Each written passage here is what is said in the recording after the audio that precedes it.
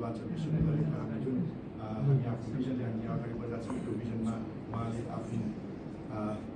एकदम राम्रोसँग उहाँले त्यसलाई अगाडि लिएर जानुहुन्छ भन्ने म छु।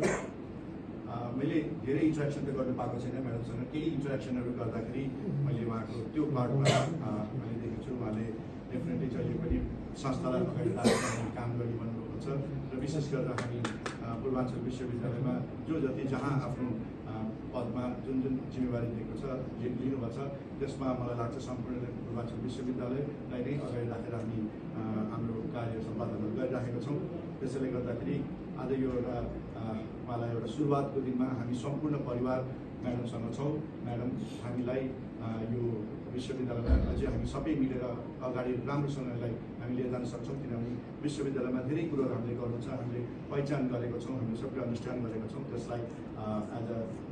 प्रशासकको चिफ भएर रजिस्ट्रारको रूपमा तपाईँको साथ र तपाईँको यसमा भिजनहरू पनि आउँछ भन्ने विश्वास लिएको छु र आशा गर्छु हामी सम्पूर्ण मिलेर पूर्वाञ्चल विश्वविद्यालय एउटा उहाँले भने जस्तै नेपालकै एउटा राम्रो गरिमा इस्टाब्लिस गर्दै इन्टरनेसनली पनि हामी आफ्नो पहिचान गराउने हाम्रो कोसिस रहनेछ। विशेष गरेर अहिले हामी सम्पूर्ण टिमबाट काम गर्नेछौँ र त्यो टिममा मलाई लाग्छ उहाँको उपस्थितिले अझै हामीलाई बल मिलेको छ। त्यो भन्दै